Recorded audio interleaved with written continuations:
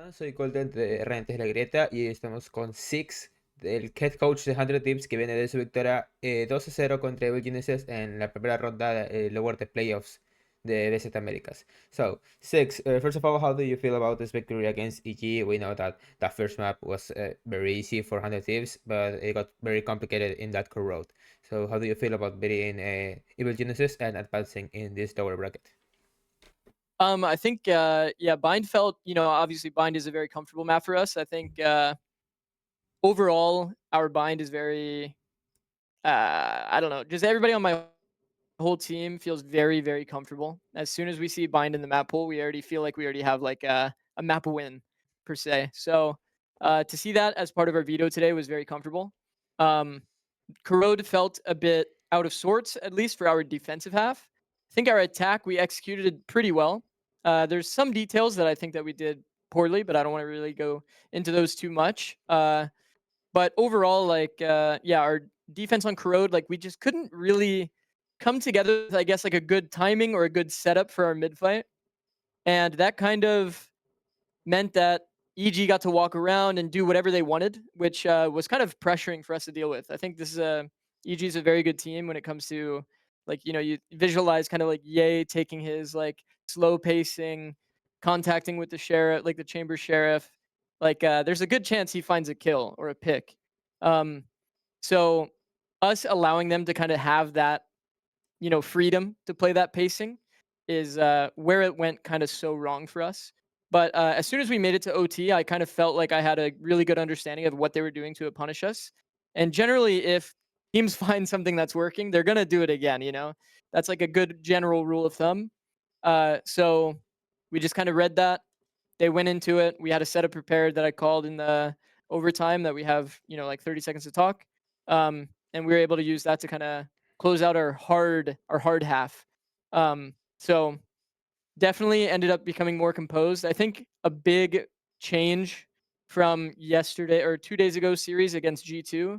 I think our audio was really bad upon like kind of reflecting on everything, looking back at it.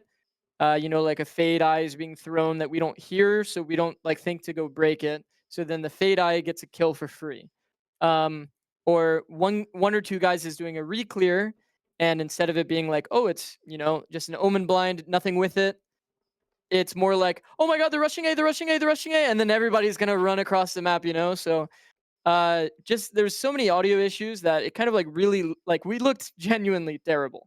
And I think confidence wise as well, it kind of shook us after we started out so poorly. So this this match against EG kind of serves as a bit of a rebuilding of our confidence for sure. Yeah, because, well, what I heard from you right now is that when there's those moments, the team is just full of chaos. Everyone's speaking, there's no order. So it's good to hear that the team has been fixing that, at least for the game of today.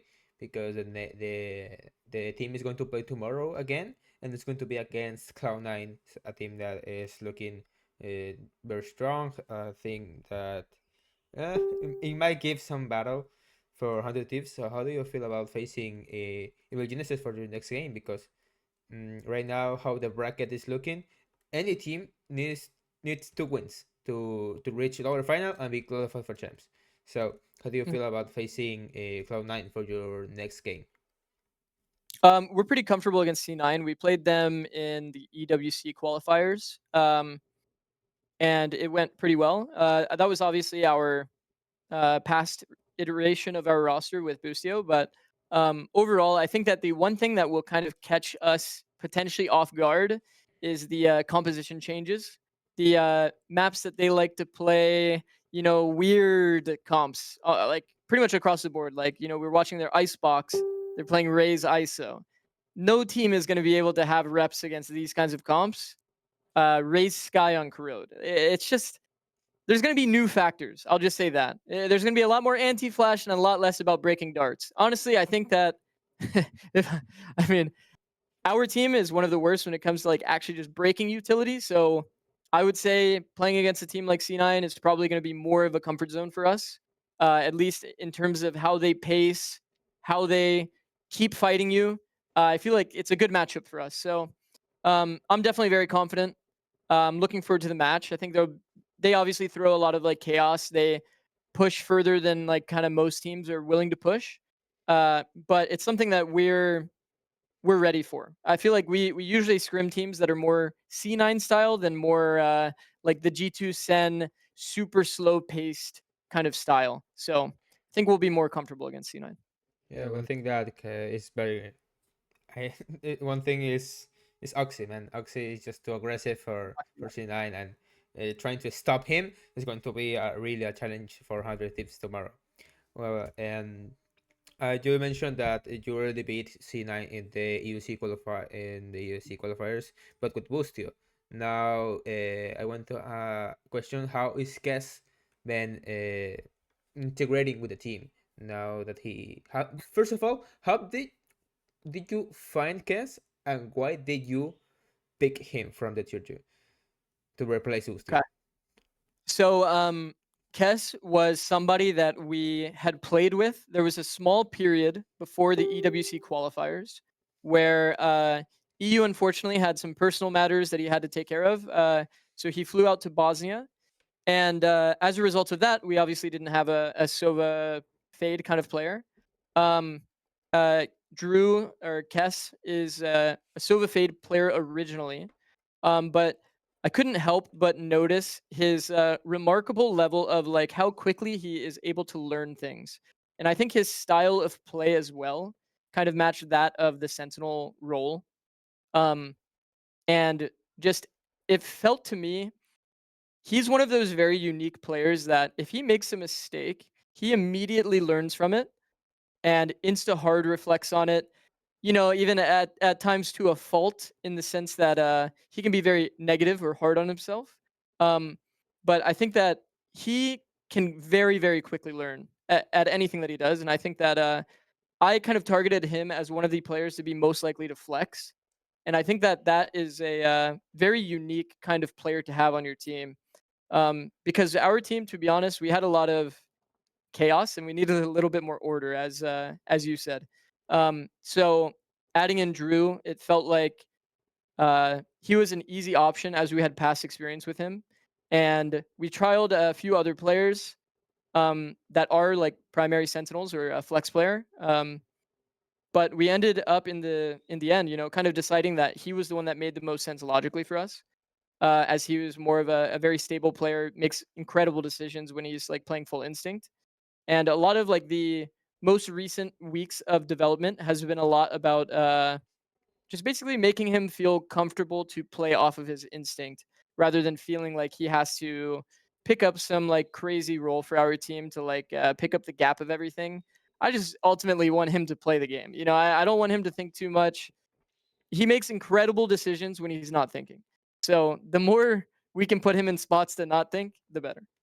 Well, for people who play Sentinel, uh, that is not ideal. It's mean just I have a setup and I play around that setup, so I don't have to Yeah. think anything else than just use my setup of a Sentinel. So, as you also mentioned, any play that does not involve him thinking of some strat of Mm. some kind, he's going to shine. Well, Yeah. any last questions for before finishing this interview is what do you have to say to the fans of 100 Thieves that they are expecting to see 100 Thieves in this champions, looking that is two wins away for the team to qualify for champs. So what do you have to say to the fans of 100 Thieves? Yeah, I would say that I completely understand any anger toward our team given our result against G2.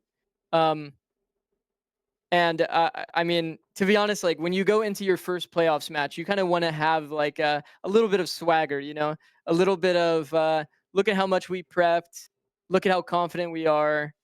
Uh, and it completely did not look like that. So I really don't blame anyone for feeling the way that they do as a fan. I hope today there was some confidence restored. We're still internally like very confident in ourselves and our abilities to make it to champs.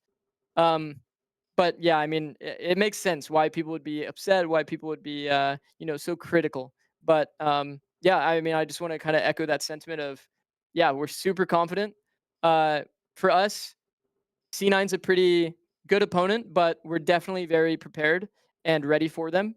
I'm gonna, as soon as I come home, I'm gonna just sit there and watch C9 VODs pretty much until we play, probably. So um, we will be prepared. We feel like it's a good stylistic matchup for us.